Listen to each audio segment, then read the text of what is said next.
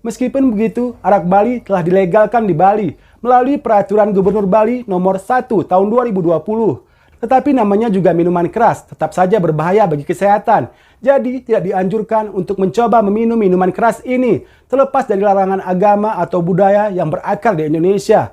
Minuman keras tetap saja membawa dampak buruk bagi orang yang meminumnya dan orang di sekitarnya. Karena jika si peminum kehilangan kesadaran, akan membahayakan bagi dirinya sendiri dan orang lain yang ada di sekitarnya.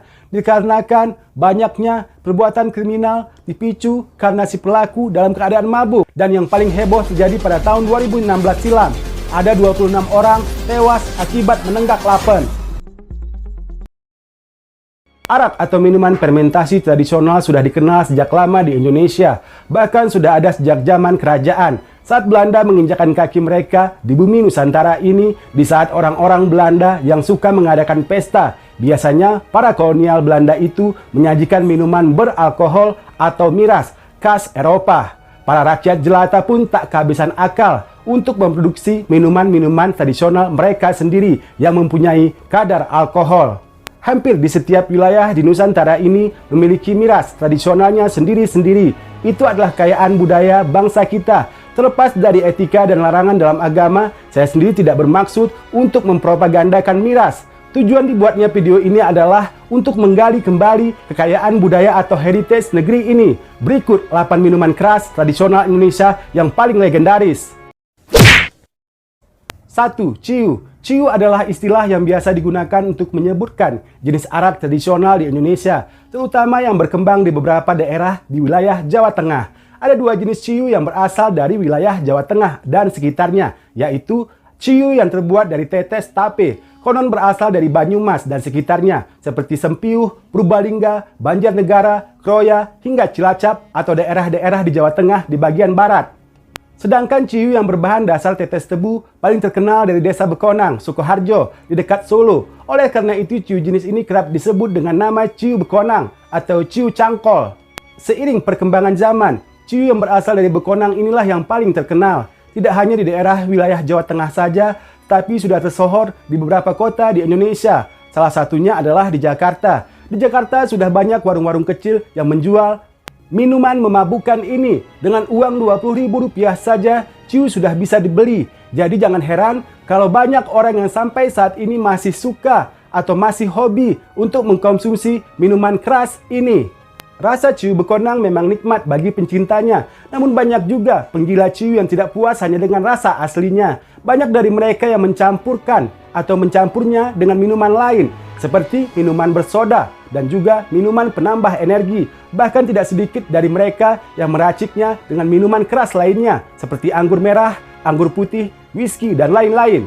Namanya juga minuman keras, pasti ada bahayanya bagi si peminum. Bukan hanya memabukkan dan bisa membuat kepala atau pikiran si peminum menjadi melayang-layang. Ciu oplosan bisa berpengaruh kepada kesehatan, bahkan kematian. Pada awalnya, produksi ciu di Bekonang memang dibuat seperti minuman keras pada umumnya. Dibuat dari penyulingan etanol dicampur dengan tetesan cairan tebu. Prosesnya pun harus diulang beberapa kali, lalu hasilnya diendapkan selama 7 hari. Namun lama-kelamaan, beredar kabar kalau ada para pembuat ciu yang mencampur ciu dengan anak tikus atau di wilayah ini disebut cindil. Anak tikus yang masih merah direndam bersama cairan etanol yang bertujuan untuk menambah cita rasa pada ciu. Di Bekonang sendiri saat ini ciu adalah minuman ilegal dan Pemda Bekonang sudah sejak lama tidak memberikan izin untuk pembuatan pabrik ciu atau produksi pabrik rumahan. Pemerintah daerah Bekonang hanya mengizinkan untuk pembuatan etanol atau alkohol saja, karena itu adalah mata pencarian kebanyakan masyarakat Bekonang. Namun karena ciu Bekonang dianggap minuman tradisional yang banyak menarik perhatian wisatawan, maka para pengrajin pembuat etanol dari dulu hingga saat ini sembunyi-sembunyi untuk memproduksi ciu, seperti yang dilansir dari bombastis.com. 2. Tuak. Hampir seluruh wilayah di Indonesia atau daerah di Indonesia memiliki cara sendiri dalam membuat tuak. Tapi tuak Nias, Sumatera Utara yang biasa disebut tuo niparo adalah yang paling melegenda. Karena tuak Nias ini bisa menghasilkan tuak dengan kadar alkohol hampir 100%. Tuak adalah minuman hasil fermentasi dari tetesan nira atau aren yang diproses melalui penyulingan. Tuak Nias sendiri saat ini sudah jarang ditemukan karena jarangnya generasi sekarang yang mau mengerjakannya karena proses penyulingan yang terbilang lama. Proses awalnya, cairan dari sari bunga pohon aren ditampung, lalu tuak mentah itu langsung dimasak, tapi diendapkan dulu selama 1 malam. Proses penyulingannya pun juga terbilang lama, sekitar 6 jam. Tuak mentah dimasak dengan api kecil yang terus menyala. Tong tempat masak tuak ini dihubungkan dengan bambu dengan panjang sekitar 6 meter. Ujung bambu yang satu lagi dihubungkan ke botol penampungan. Uap dari pembakaran inilah yang menjadi tuak suling. Cairan isi botol dari penyulingan pertama yang disebut masyarakat Nias dengan nama Hugo Duo. Inilah yang kadar alkoholnya hampir 100%, mirip spiritus. Bila terpantik api akan langsung terbakar. Biasanya Hugo Duo tidak dijual, tetapi disimpan untuk obat. Jika dijual pun harganya bisa mencapai Rp400.000 dalam satu botol air mineral berukuran sedang. Kalau yang biasa untuk diminum itu adalah hasil penyulingan tahap kedua dan tahap ketiga. Itu pun telah dicampur dengan air putih atau tuak mentah. Dengan perbandingan satu botol air mineral ukuran besar, tuak suling dicampur dengan 5 teko tuak mentah. Dan yang banyak dijual di pasaran biasanya telah dicampur dengan air. Dengan tambahan air akan mengurangi kadar alkohol dari tuak tersebut. Biasanya dijual di pasaran, kadar alkoholnya hanya 15-17% saja. 3. Balok. Balok adalah jenis minuman keras tradisional asal Kabupaten Tanah Toraja di Sulawesi Selatan. Balok adalah nama minuman tradisional jenis tuak. Balok wajib hadir dalam ritual-ritual adat Toraja, baik sebagai kelengkapan upacara maupun untuk menyambut para tamu. Bagi orang Tanah Toraja sendiri, meminum balok biasa dilakukan untuk menghangatkan tubuh dari tekaman dingin dan diyakini dapat menambah tenaga bagi peminumnya. Jadi bukan untuk mabuk-mabukan. Jadi sangat jarang orang mabuk karena meminum balok. Balok minuman beralkohol rendah dengan kadar alkohol 5-10% saja. Warnanya agak putih seperti air beras, namun sangat encer. Baunya khas, mirip bau asam cuka. Rasanya agak pahit, sedikit kecut. Orang Toraja menyebut rasa ini seperti manis-manis jambu. Di Tanah Toraja sendiri, orang menenggak minuman balok adalah pemandangan yang biasa atau lumrah. Tua muda, laki-laki dan perempuan, baik di pinggir jalan, di rumah, ataupun di warung-warung, ini adalah hal yang wajar. Bahkan, warung-warung makan yang tersebar di pasar atau di terminal di Kota Makale, Tanah Toraja menyediakan balok atau tuak Tanah Toraja sebagai minuman penutup seperti layaknya air putih. Minuman balok ini tidak tahan lama, hanya bertahan 1 malam saja. Karena itu, balok yang enak hanya dapat dinikmati di daerah Tanah Toraja. 4. Sopi. Sopi merupakan minuman tradisional asal Maluku dan Flores. Bahan utamanya adalah nira yang disuling dan dibiarkan berfermentasi dalam sebuah batang bambu. Secara keseluruhan, proses ini bakal memakan waktu yang kurang lebih 10 hari. Sopi pada umumnya memiliki rasa manis, tetapi tidak lebih manis daripada tuak.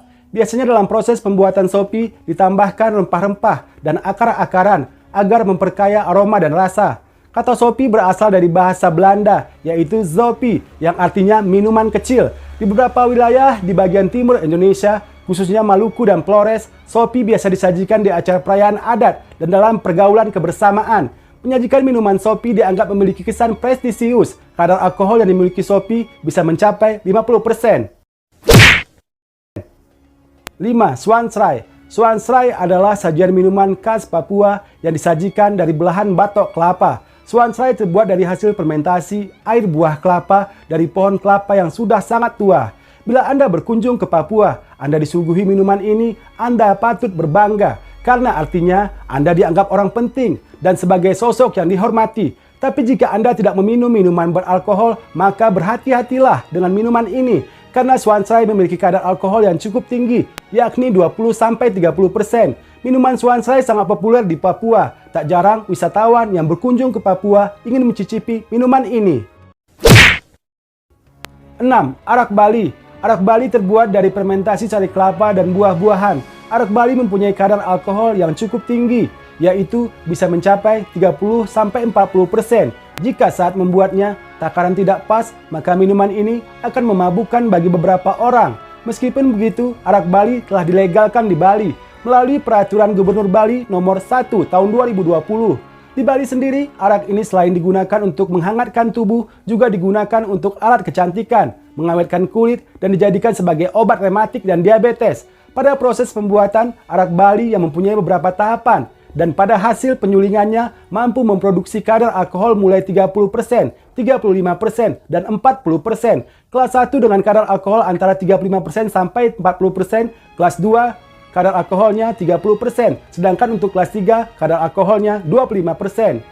Setiap pemborong yang mendatangi langsung ke tempat penyulingan mengetahui klasifikasi arak ini yang mereka bedakan dari kadar alkoholnya.